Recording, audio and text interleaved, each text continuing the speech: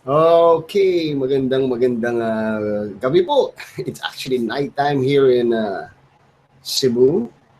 And nandito po tayo sa aking office and in my home studio. All right, again, salamat for taking time to at least watch this, I call this the eBook deepening sessions, no? Actually, I have opened this session for everyone to watch because I'd like everybody to at least experience ano po ba yung meron dito sa Street Wisdom. And yes, we're talking about this book which I personally wrote. It's called, wait lang. Ang tawag po rito ay PROVEN7. This is the book, PROVEN7. Okay, and it's a book that's very dear to my heart. Why? Because ito pong book na to is all about what I have experienced, the journey, my personal journey to this thing called success. Na I'm definitely sure lahat po tayo ay yan ang hinahanap. Alright, so I'm doing this ebook deepening session. I call this a deepening session because other than reading the book, of course, you need to be a part of this program for you to be able to access the book. And believe me, it's all worth it. No, ang ginagawa po namin dito is hindi lang ipabasa sa inyo yung mga libro, and these books are personal, very personal to us. And it's ang tawag ko nga rito, these books are books with souls, no? I don't know if maintindihan niyo yun, pero may kaluluwa po ito because we definitely put in our spirit as we write these books. No? So hindi po siya yung just one of those books na mababasa niyo or ma-access niyo na after mo mabasa ay okay, may natutunan ka. But this book is all about what we have learned and we're sharing it directly to you. No? So, kumbaga, we're cutting the road trip for you. We're providing you with a map. Okay? So, yun po yung PROVEN7. So, garantisado po ito. If you read this book, you'll understand ano ba yung mga kailangan mo. The 7 proven ingredients, I call it ingredients, no? Para po maging successful sa buhay. So, I'm not just talking about business. This could also work well in your personal life, in your relationships, in school, if you're a student, or just anything na gusto mo maging successful. Alright, so maraming salamat. We have one of our panelists here, si Jomar. Kaway ka lang, bro. Malinaw ba ako sa'yo, bro? Hey, brother. Gwapo pa rin si Jomar, no? Yeah. Okay, anyway. This is very important, no? This book or this ingredient number 4 is the chapter is entitled as Concretize the Foundation. All right, which is trust. Okay, napakahalagang ingredient for success. Believe me. Hindi lang sa success. Again, hindi lang po ito success sa business. Even success in your relationships. Ito po yung importanting ingredient in any relationship, and as a matter of fact, this is the foundation. Kaya gusto natin konkreto. Alright, I'm definitely sure ayaw mo ng pundasyon mo ay buhangin. Okay? Sipin mo kung ang pundasyon ng iyong tinatayong tower ay gawa sa buhangin, eh pag hinipan ka ng hangin, tumba yan. Alright, so that's why we call it concretize the foundation, which is trust. Okay, and with the book that I've read kay Patrick Lencioni, the author, ang book po is The Advantage. Nag-illustrate siya ng 5 behavioral principles that every person or team must have to ensure success. The first foundation principle is trust. Okay? Ilang naman, imimit lang kita. Yan. Kasi lumalabas ka. Alright. Every time na gumagalaw ka. Alright. Trust. Yun daw ang unang-unang pundasyon ng any organization or any team that wants to be successful. Trust is the concrete foundation that holds everything together. Alright? Ito yung pundasyon na nag-hold sa lahat. It represents the base of any relationship. It occupies the largest part of the triangle. Kung yung triangle, no, alam mo natin yung triangle, yung pinakailalim, yung pinakamalapad, yun yung trust. Alright, so nakakita ka na ba ng establishment na walang pundasyon? Alright, so that's dangerous, very dangerous. For a tower, for a building, or for a house, without a foundation, yung pinatong lang. Okay, so you will never want to live in a place like that, in a house, or lalo pa kung condominium, building, or tower na walang pundasyon. So this is very important. That's why I decided to let everybody hear this message. Okay, maski anong industriya ka, network marketing, sales, any company, any program, trust is the basic foundation. All right? Trust cannot be built overnight. Okay, unfortunately, hindi po siya pwedeng magawa ng isang gabi. It can never be acquired, but must be earned. No? That's the hard truth about it. We have to earn trust. Okay, so tayo, lalo tayong mga lalaki, trust is very important dahil tayo yung mga leaders. So if we start losing trust sa ating mga followers, believe me, wala, nawawalan tayo ng boses. Building trust takes time, effort, character, and diligence. More than decades to grow, yet can be burned down in seconds with carelessness. So, if we're trying to build trust, matagal siya mag-build, pero katulad nga ng isang forest, okay, na pagka nagkaroon ng forest fire, ilang minuto lang, ubos. Okay, sunog. Yung maaaring ibinilgo na trust. So it's very important, and it happens because of carelessness. Okay, so in this journey, we need to deal with a lot of people. Itong sa ginagawa natin, if we're in business, if we're into network marketing, if we're into sales, into management, it takes time to build it, and we deal a lot of people. So dealing with people entails trust. Okay, if you deal with people, dapat mayroong tiwala. It will be so difficult to maximize each other's potential if we're always on the lookout for each other. Alam mo yung lagi yung tamang hinala. Kung lagi kang tamang hinala, halimbawa yung leader lagi ka naghihinala, lagi mong sinusundan, tama ba? Totoo ba yung sinasabi niya? Gagawin niya nga ba? So it's going to be difficult. Mauubos yung oras mo kakahinala. Yan, alam mo yung hinala, that's distrust. Ibig sabihin wala kang tiwala. All right, I highlighted this quote. It is giving someone else the steering wheel and shutting up. So yun yung trust na tinatawag. Ibinibigay mo yung manibela sa ibang tao, then you zip. Okay? Yun yung trust. Hindi pwedeng iba yung nagmamaneho pero ikaw yung puro ano.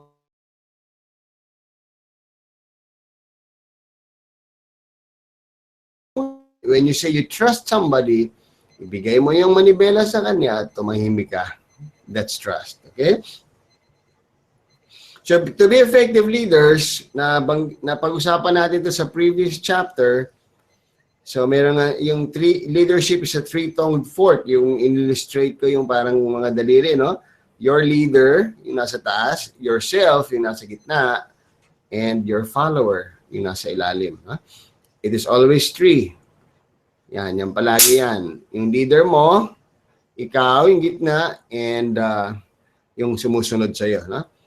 And without trust, kung walang trust dito sa tatlo na to, believe me, it's going to be very difficult. Okay, magiging difficult na maging effective yung programa. So, from here, nakaka-capture na natin kung gaano kahalaga yung sa iyong leader or sa asawa mo, or sa pamilya mo, or sa mga tao sa paligid mo. So there's no point of having a relationship with them. Okay, so ngayon, reflect ka. Do you trust your leader? Do you trust the CEO of the company you're working for? Do you trust your manager? Do you trust your wife? Do you trust your husband? Because if ang sagot mo, hindi it's going to be very difficult para maging successful ka without trust. Dahil yun ang pundasyon ng relasyon. So kung walang trust, there's something wrong. Okay? Hindi ko sinasabing dead end to. Hindi ko sinasabing sorry, wala na, fail na, no? But you can work it out. Now, para pa mas lalong tumibay, let's look at the manual of life, no? Ito yung scriptures. This is actually the basis of all this. Itong street wisdom is all based from the manual of life, or also known as the Bible or the words of God. Okay? If you believe that there's a God, and if you believe in the Bible, then ito yung basis natin. Sinasabi sa Romans 13:1a, okay? Romans. Let every person be subject to the governing authorities. All right? It is very clear that every person should be led. Okay? Ito na yung governing authority. So, dapat merong gobyerno sa taas mo. Huh? Sabi mo yan, and lalo ngayon, no, may papalapit na yung eleksyon, and we're so busy looking for the right president, the right mayor, the right governor. And you know what? Yan ay itinalaga ng Diyos. Okay, so kaya nga, ang sabi ko, huwag tayong mag-alala kung sino man yung mananalo, because kung sino man yung manalo, yan yung in-appoint ng Diyos. Dahil siya mismo nagsabi, let every person be subject to governing authority. So talking of trust, since if you believe that there is a God, and if you believe na sinabi niya na everybody will be under authorities, you just have to trust God na kung sino man yung ilalagay niya sa tuktok mo, in-appoint niya yon for a reason. Alright? There's only one ultimate leader, head king who needs no leader. Only one, and He's God. Okay, so wala nang ibang tao na hindi kailangan magkaroon ng leader. Isa lang yon. Ang Diyos lang yon. Okay? And sinabi rin sa Matthew 4:19, follow me and I will make you fishers of men. So this is Jesus Christ. Sabi niya, follow me. Again, when the meaning of follow me, meaning sumunod ka, meaning leader siya, follower ka. Okay, so again, there is that relationship na napakahalaga ng trust, because it's so difficult to trust, to follow someone you do not trust. I don't know kung kaya mo yon. Ikaw ba, willing ka bang sumunod sa tao? No? Sabi niya, oh, gawin mo to, gawin mo yan, pero hindi ka tiwala sa kanya. Okay, so that's going to be very difficult. Very difficult. Okay, somebody will have to lead us so we can lead effectively. So merong magli-lead para maging effective. Para maging effective tayo, as followers, there should be leaders. So these are principles na ipinakikita sa manual of life. If there's a leader, there's a follower, there should be trust. Okay, napakahalaga niyan.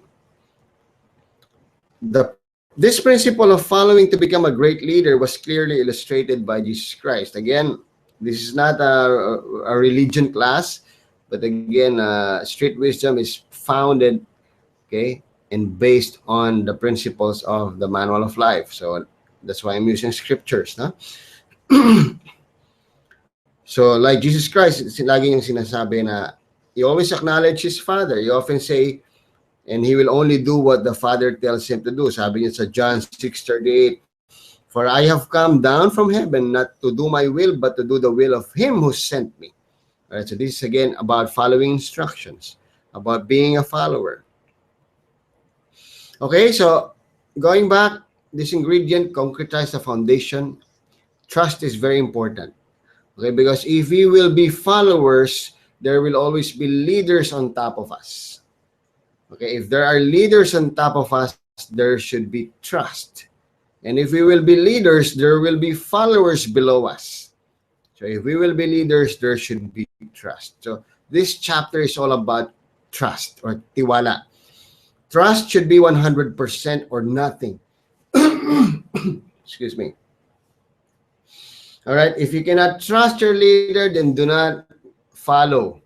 Okay, so napakahalaga niya. Okay, so this is the very essence of this chapter.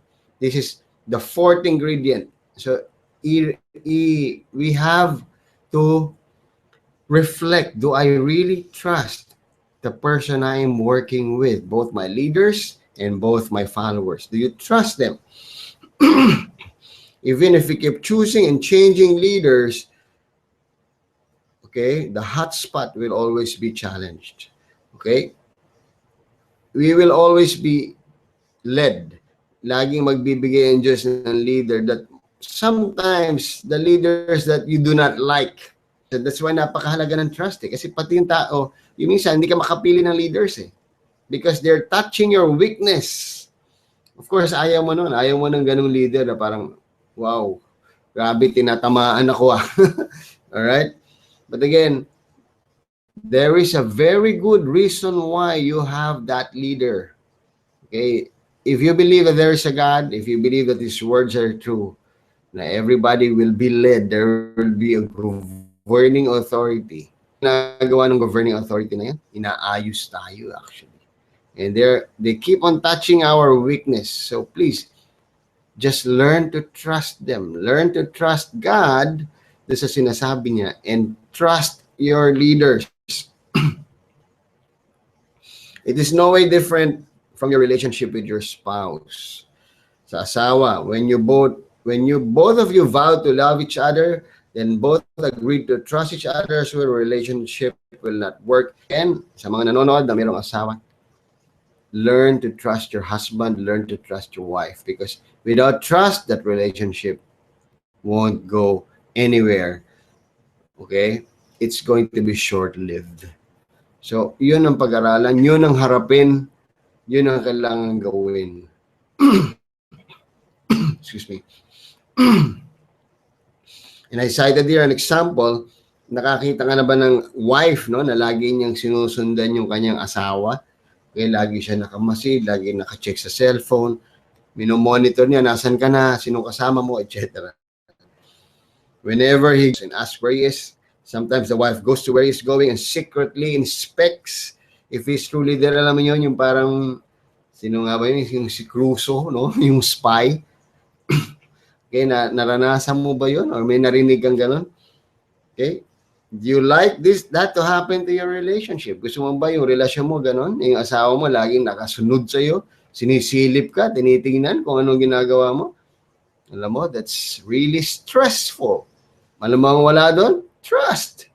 Okay, I don't know why that happened. Probably, meron tayong nagawang hindi maganda. Alright, probably meron kang record. But again, you have to work out. Alright. Okay. Lalaki, lumit lang kita. Sorry. Sorry for that.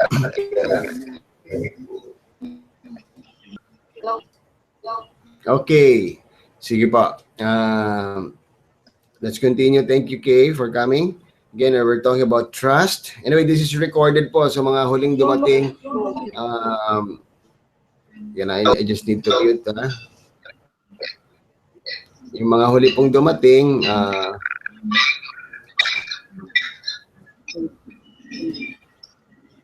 hindi ko ma-mute. Alright, yung mga huli pong dumating, definitely this is recorded so you can review. No? So we're now in this trust. Now, this is the fourth ingredient for you to be successful as a person, as a businessman, or in any relationship. Alright, the relationship and stress-free if we put trust as the foundation of the relationship. Pundasyon po ito. So this is one ingredient na hindi nyo pwedeng payagang mawala. Alright? Fight for it. Husbands, fight for it that your wife will trust you. Okay? And again, we know workout yun. We know workout. Kung nagkaroon ka ng record, okay, fight for it na maibalik. Alright? And wives, fight for it to forgive and to trust again. So, ikaw nagawang ka ng mali. Alright? But because any relationship without trust, okay, believe me, it will not work. Okay? So, personal yon. And even in business, and even in dealings, if you're a network marketer, if you do not trust your leader, it's not going to work. So, you have to do something. You have to find out kung paano mo ba siya mapagkakatiwalaan. And ganun din, if your followers do not trust you, same story. Okay? How much do you trust your leader? Is it 100%? Okay, or do you have a certain percentage kept from him to prove himself first? Tipong sabi mo, kailangan mo nang patunayan niya. Right? You have to trust. Again, it won't work. Kung hindi mo kayang pagkatiwalaan yung leader mo, huwag ka nalang magpa-lead because it won't work. So, sometimes you need to be vulnerable. Kailangan mo i-surrender. Okay? Yung sarili mo to trust. Because without trust, definitely it won't work, no? Okay? So, yung connection ko po medyo nagda-drop. Okay, so na-experience ko rin po kasi yan. Okay, there was a time in my life when everything seemed to be running in circles. And I know I did what was right. I prayed, I read my Bible, I tried everything, pero it's not working. All right, I then decided to humble myself and ask counsel from my church leaders, my pastors. So I have to submit to them. I have to ask for direction. I have to ask for their advice. And of course, pagkatapos silang mag-advise, anong gagawin ko? Even though sometimes it feels like hindi ko gusto yung naririnig ko, yun na yun. Because I submitted to the council, I submitted to authorities placed by God above me, like my pastors, the leaders in our church. Okay, hindi ibig sabihin na mas magaling ako sa kanila, mas successful ako, hindi ako makikinig. No, they were appointed to be on top of me. So I need to listen, I need to humble myself, and I need to trust them. So sabi sa Proverbs 11:14, where no counsel is, the people fail. But in the multitude of counselors, there is safety. Sorry po. Where no counsel is, the people fail. So pag hindi tayo nagpa-counsel, pag hindi tayo lumapit, humingi ng advice, or this time we now call it coaching, the people fail. So this is a scripture written by the wisest man who ever walked the earth, no? Aside from Jesus Christ, of course. This is King Solomon. All right? So again, babalik na naman. You should trust the people na inilagay ng Panginoon sa iyo, above you. So when they say something, you listen. Because trust is important. Pag hindi ka nagtiwala, sino ka ba? Ano naman ang kinalaman mo sa sitwasyon ko? Hindi ako maniwala sa sinasabi. No use na meron kang leader kung hindi ka magta-trust. Again, you have to trust God na inalaw niya na magkaroon ka ng ganong leader. Tandaan mo to, ha? Especially if you pray, especially if you know that there is a God. Kung hindi man, then you have to believe me that there is a God. And you should start to pray. And pray for a change of heart na bakit ganito? Hindi ako naniniwala sa sinasabi niya. Because really, there is a God. Kahit sa gusto mo maniwala, malalaman mo in the end. Oo nga, may Diyos nga. Humility is the key to acknowledging that we need to be led. Okay? So we need to be led. So there should be humility. Okay, kailangan natin magpakumbaba. Then, pag nagpakumbaba tayo, we have to trust our leaders. Okay? It doesn't mean na mas matanda ka, mas bata siya, ba't ako maniniwala? Hindi nga niya alam. No. Just trust. Trust is the basic ingredient. Okay? So now, if you're in network marketing, if you're in business, if you're in sales, if you're a manager, then you have superiors above you. You just have to trust them. All right? Not unless, again, ibang story ito, if they want you to do something wrong, something evil, iba na yun. Okay, when I say we trust Him with all of our hearts, na wala naman silang pinapagawang mali. But again, ibang story na yun na pag mali yung pinapagawa, then of course, you trust them, you respect them, but you have a right not to follow them. And diretso ka na doon sa tuktok. You have to report. If you are concerned about integrity. Okay, lead your followers with trust. So now, this is the third person, your followers. You have to trust them as well. Hindi pwedeng tamang duda na after mo magsabi ng instructions na mga papagawa, duda ka. Susundin kaya nila yun, hindi kaya nila ako dadayain, etc., etc. So, let's avoid that life of stress, of thinking negative things palagi. Okay, it's different. Of course, you have to monitor, you have to manage, no? Pero pag nagawa mo na yung trabaho, stop and trust na everything will be okay. Ay, ginagawa mo naman yung trabaho. It's not what is important that we learn to manage their expectations from us as their leaders. Okay? Hindi rin kaagad-agad. We develop the trust, we earn their trust, pero we just have to manage their expectations. So we have to communicate. Communication is vital. Napakahalaga po. It destroys any relationship without communication. So I should know. Alam na alam ko po yan. I am a family man. I am married. I am a husband. And believe me, it's not a walk in the park. We have to learn.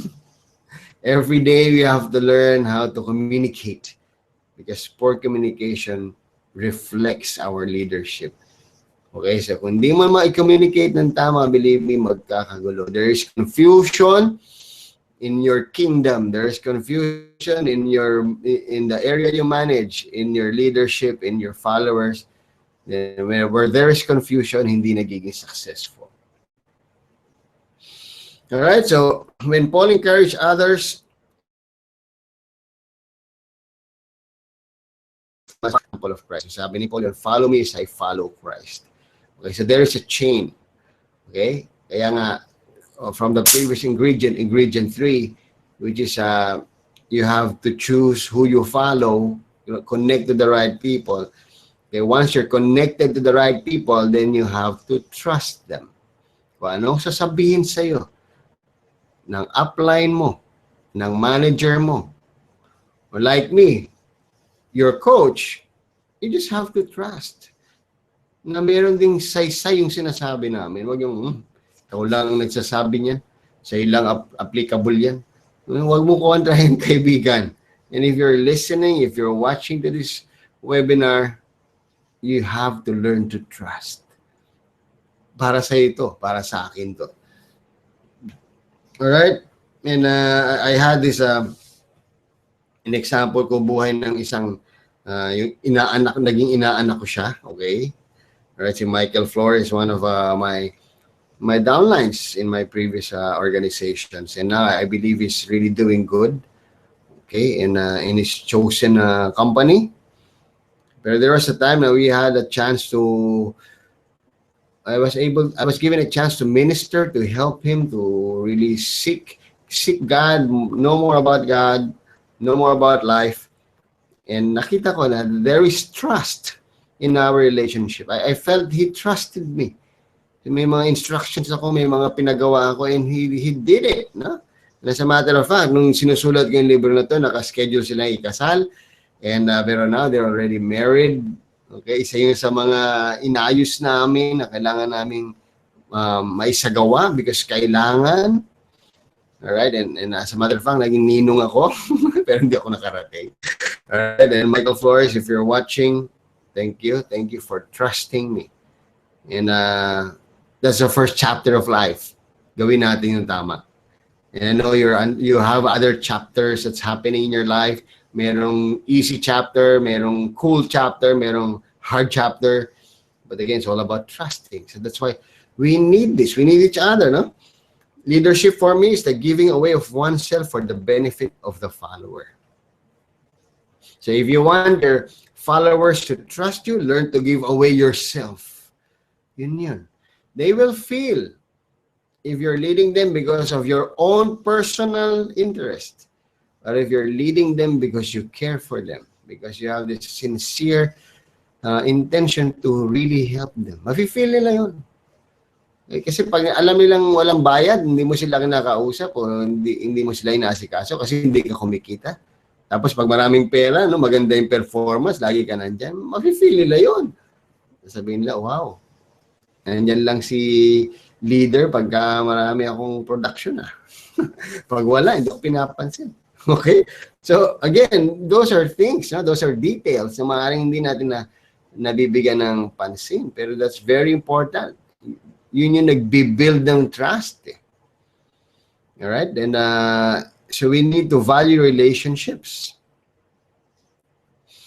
And that's one thing, no? That's one thing na I was able to at least learn, and I'm still learning, is how to give value to people maski may bayad o wala. Downline ko man o hindi, crossline ko hindi, part of my company or hindi. Anybody approaches me, I value them all the same. Okay, because yan, na-develop, and doon nakaka-feel ng trust yung mga tao na, wow, he's really sincere. All right, so very important. That is the fourth ingredient, trust. So you have to ask yourself, no? List down the leaders you have in your life and community. Sulat mo. Do you trust them? Tanungin mo yung sarili mo, do I trust them? Do I trust my upline if you're in network marketing? Do I trust my downline? Do I trust my upline's upline? Do I trust the owner of this company? Okay, if your answer is not 100%, sure, find time to reflect why. Alam mo kung ba, you have to deal with your heart. Bakit? Anong mali? Bakit hindi ko sila mapagkatiwalaan? Okay, open it up with your leaders. It's high time to ask an appointment naman sa leader mo. Leader, upline, I need to talk to you. Why? May gusto kong sabihin. Tell them that you decided to follow them 100%. So it is my decision na sundin ka because I need to trust you because you're my leader. But you want to settle some things in your heart. Pero leader, upline, I have these issues. Parang nahirapan ako mag-trust sa'yo. And I want to deal with this because I want to follow. Yan ang tama. Harapin. You deal on with what's inside, the real situation. Open up with them. No leader will feel offended with an honest follower wanting to be a great follower. Okay, walang leader na ma-offend if ang intention mo is to be a good follower. Alright, naman lumapit sa akin, coach, I want to follow you. I want to trust you. Pero I feel negative about you. Ito yung nararamdaman ko sa iyo. Every time you speak, I feel this, I feel that. Ano kailangan ko gawin? Why am I feeling this? My intention in opening up because I want to be a great follower. Wow. Kung sabihin mo sa akin yun, bigo talaga, yun ang nararamdaman mo. Yes. Then, let's talk. Okay, anong kailangan ko gawin para hindi mo maramdaman yan? O ano yung mali na nagagawa ko? Kaya mo nararamdaman yan. Let's talk. And magkaroon tayo ng agreement because, wow, ang ganda na intention mo. You want to follow me. So why will I be offended? Okay, so after this webinar, okay, do your assignment. Ilista mo yung mga pangalan ng leaders mo, the leaders na inilagay sa'yo ng Diyos sa taas mo. Then ask yourself, do I trust them 100%? If hindi, assess why. Kung hindi mo pa rin ma-deal on your own, then go to your leader and i-open up mo sa kanya. Okay, do you have followers? What areas in your life do you think you need to grow for you to become trustworthy? Okay, ito naman din maganda. Get feedback from them. Okay, the best strategy to know if they trust you is to ask them. Okay? So, wag mo na antayin na lumapit sa'yo katulad ng ginawa mo sa leader mo. Ikaw naman magtanong, do you trust me? Okay, tell me, yung totoo, do you trust me? Okay, what will you do starting today to earn the trust of your followers? It's very, very important. You should be doing something para ma-earn mo yung trust nila. Okay, so I hope I made sense. So this fourth ingredient is very important because this is the foundation of any successful relationship, any successful business. Trust. Kung walang trust, yung itinatayo mong tore, yung itinatayo mong pamilya, yung itinatayo mong relasyon, yung itinatayo mong negosyo. So there should be trust. Okay, so I hope I made sense, no? And sinuportahan natin ang mga scriptures from the Manual of Life. And sinusuportahan ko na experience ko kung paano nag-work yung trust sa akin. And actually, before this webinar, I just came from a coaching from my pastor, my coach. And we talked about relationship, marriage. Okay? Paano pa namin ma-improve ng wife ko. So I have to trust my pastor. Hindi pwedeng kontra, hindi, mali yan, hindi. Because I trust him so much, you know what's my decision? To follow his instructions. Hindi, wala nang feelings. Mental na. Decision. Follow. Why? Because I trust him. Because I know yung sinasabi niya was downloaded from above. Yun ang makakaganda sa akin, sa relasyon ko sa asawa, sa pamilya, sa negosyo. Okay, so I hope I made sense. Maraming salamat po for finding time na makinig nito ang aming ebook appreciation or deepening session. I call it deepening. Pinalalalim ko pa ho.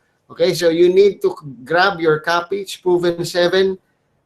It's a 7 success ingredients na proven po. So if you'll be part of Street Wisdom, you will get access to a lot of ebooks, trainings, audios, videos na ginagawa po natin para makasiguro na we are on the right track. Our vision is to give the right direction to everyone. Okay, so isa po ito sa mga books na mayroon doon sa library na yon. And I really hope na makasama ka one day. Alright, you just decide. No? You go back to the person who invited you to watch his free webinar and tell them and ask them paano ko makaka-join dyan, paano ko makaka-access sa books. Dire-diretso po ito. Every Fridays, meron po tayong live webinar na itinuturo ko pa ho, again, yung kaluluwa ng libro. Alright? Yung feelings behind. So, hindi mo lang ito mababasa. Ididikdik ko pa through these kinds of webinars. Okay? So, if you have questions, you can feel free to add me on Facebook or to at least like our fan page, Street Wisdom. Coach Kiko, Street Wisdom. Madali na mamahanap yun. I-type mo lang or go back to the person who invited you to attend this free webinar. In this free webinar, we talk about trust. This is the 4th ingredient that you need to have to ensure that you will be successful in this life, be it in business or in your personal life. Okay? Maraming salamat po. And I'll see you in Street Wisdom. Please be a part of this program and marami kang matututunan. Thank you po. Ako si Kiko Javier, the Street Wisdom Life Coach. God bless you.